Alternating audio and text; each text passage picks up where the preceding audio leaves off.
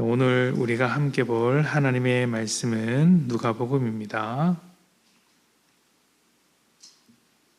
누가복음 16장 14절부터 15절까지 말씀,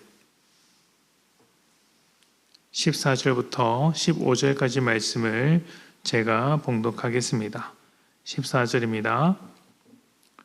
바리새인들은 돈을 좋아하는 자들이라. 이 모든 것을 듣고 비웃거늘 예수께서 이르시되 너희는 사람 앞에서 스스로 옳다 하는 자들이나 너희 마음을 하나님께서 아시나니 사람 중에 높임을 받는 그것은 하나님 앞에 미움을 받는 것이라. 아멘. 어제까지 우리는 계속해서 이어진 하나의 맥락 안에서 말씀을 나누었습니다. 바리새인과 예수님 사이에 있었던 이야기를 이제 중심으로 메시지를 나누었는데요. 오늘도 같은 맥락 안에서 이어지는 이야기입니다. 지난 이야기를 통해 우리는 바리새인의 마음이 하나님의 마음과 얼마나 다른지 보았습니다. 하나님의 마음은 죄인일지라도 기쁘게 받아주시는 은혜의 마음, 품어주시는 마음이었다면 바리새인은 죄인들을 정죄하는 마음이었습니다.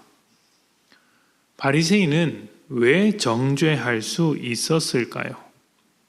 스스로 의롭다고 생각했기 때문입니다.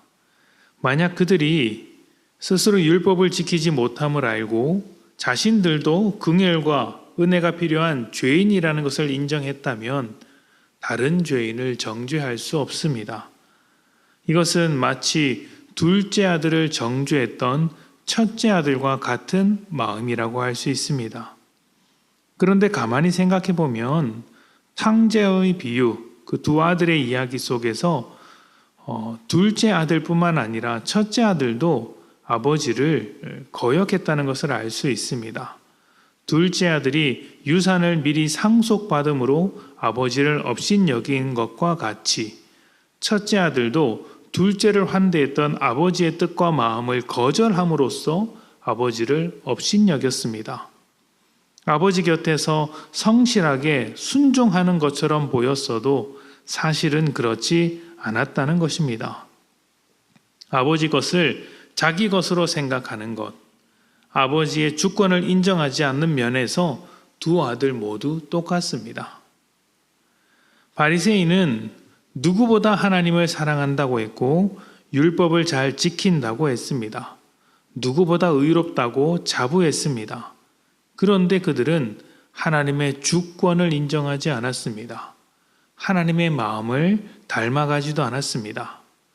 두 주인을 섬길 수는 없으니 바리새인이 하나님의 주권을 인정하지 않는다면 주인은 누구이겠습니까? 자기 자신일 수도 있고 돈일 수도 있고 명예일 수도 있고 다양한 것들이 있겠지만 분명한 것은 하나님은 그들의 주인이 아니라는 것입니다. 이러한 바리새인의 상태를 오늘 말씀에서 한 번 더 강조합니다. 말씀이 어떻게 시작되냐면 바리새인은 돈을 좋아하는 자들이다 라고 시작을 합니다. 이것은 실제로 돈을 좋아한다는 의미이기도 하겠지만 하나님을 주인으로 생각하지 않는다는 말이기도 합니다. 이 부분은 우리가 어제 말씀에서도 짧게 들여다보았습니다. 오늘 말씀의 내용은 이렇습니다. 바리새인은 사람들 앞에서 스스로 옳다고 하는 사람들입니다. 율법을 잘 지켰기 때문인데 사실은 하나님의 마음을 가지고 있지 않는 외식에 불과한 순종이었습니다. 순종을 가장한 불순종이죠. 그들의 순종은 은혜를 위한 순종이 아니라 정죄를 위한 순종이었습니다. 죄인을 구원하기 위한 순종은 아니었던 것이죠.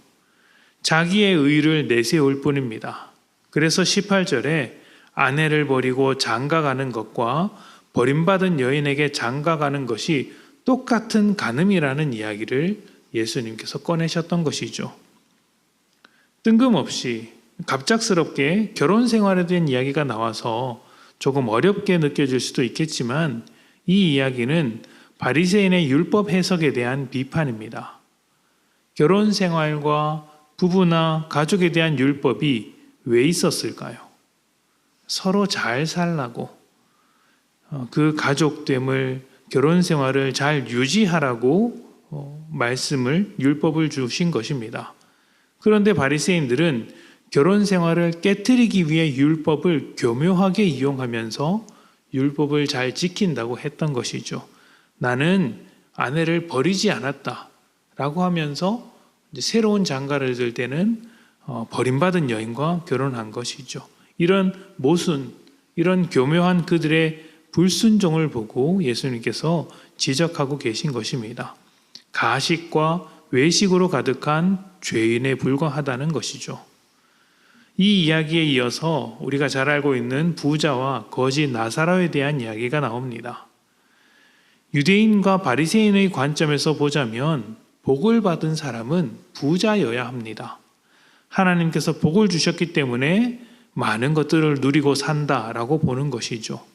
반대로 거지 나사로는 저주를 받은 죄인입니다. 피부도 헐었고 그 피부 헌데를 개들이 와서 핥고 있으니 아주 부정한 사람이죠. 그런데 이 두 사람이 죽었는데 놀랍게도 죄인으로 여겨졌던 나사로가 하나님의 품에 있습니다. 아브라함의 품에 있습니다. 이 이야기는 무엇을 말하고 싶은 것일까요? 나사로가 무엇을 잘했는지를 말하고 있지 않습니다. 말하고 싶은 것은 하나님은 죄인을 품으시는 분이라는 것이죠. 사람들이 죄인이라고 생각했던 나사로도 하나님께서 품어주시더라, 아브라함 품에 안겨있더라, 하나님의 백성이로 부름을 받았더라 라는 이야기를 하고 싶은 것입니다.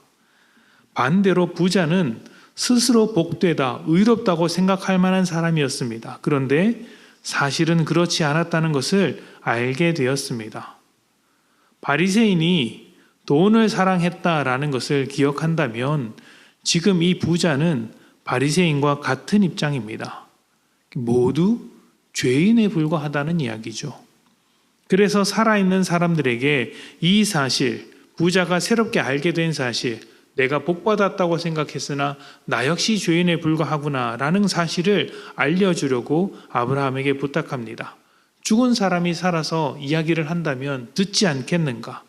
그러나 아브라함은 쓸모없는 일이라고 이야기합니다. 왜 그럴까요? 이미 이 모든 것을 가르치는 하나님의 말씀, 모세와 선지자의 율법이 그들에게 있었기 때문입니다. 말씀을 듣지 않는데 죽은 자가 살아나서 이런 이야기를 한들 듣겠느냐 하는 것이죠. 중요한 것은 그들이 하나님의 마음을 거절하고 있다는 것이었습니다. 이 이야기는 천국이나 지옥에 대한 이야기가 아닙니다. 예수님께서 이 이야기를 통해 바리새인에게 하시려는 이야기는, 그리고 우리에게 하시려는 이야기는 죄인을 품는 마음, 사람을 사랑하는 것이 하나님의 마음이라는 것입니다. 우리를 사랑하시는 하나님께서 은혜로 일하십니다. 그리고 그 은혜를 이루시기 위해 예수님이 오셨습니다. 예수님은 모세와 선지자를 통해 약속하신 것을 이루시는 분이시고 율법의 완성으로 오신 분이십니다. 하나님의 마음이 예수님을 통해 온전히 이루어지는 것입니다. 율법을 잘 지키고 의롭다고 자부했던 바리새인들이 사실은 하나님께 불순종했던 것처럼 우리 역시 열심히 믿음 생활하는 가운데 불순종할 수 있습니다. 무엇에 대한 불순종일까요? 열심은 있으나 하나님의 마음은 없는 것, 하나님의 뜻을 모르는 것, 하나님의 목적을 향하지 않는 것, 하나님의 은혜를 닮아가지 않는 것, 하나님의 사랑이 없는 것, 이것이 불순종입니다. 여러분, 성경에는 천사의 말을 할지라도 사랑이 없으면 울리는 꽹과리와 같다는 말이 있습니다. 그리고 주님께서도 나더러 주여 주여 하지 말고 말씀대로 행하는 자가 되라는 말씀을 하셨습니다. 이것이 다 무슨 말이겠습니까? 우리가 하나님의 마음을 품지 못하고 믿음 생활을 하고 있다면 그것이 아무리 대단한 열심을 가졌더라도 외식에 불과할 수 있다는 것입니다. 우리의 믿음이 불순종이 될 수 있다는, 바리새인과 같은 불순종의 믿음을 가질 수 있다는 경고이자 또 방향이라고 할 수 있겠죠.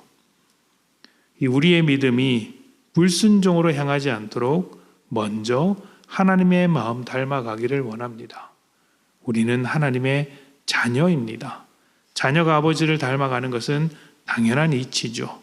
하나님께서 우리에게 죄인을 굽는 은혜의 마음으로 자녀 되게 하셨으니 우리도 은혜의 자녀로서 은혜의 마음, 사랑의 마음을 먼저 품고 믿음으로 순종하는 복된 여러분 되시기를 축복합니다. 우리 함께 기도하겠습니다.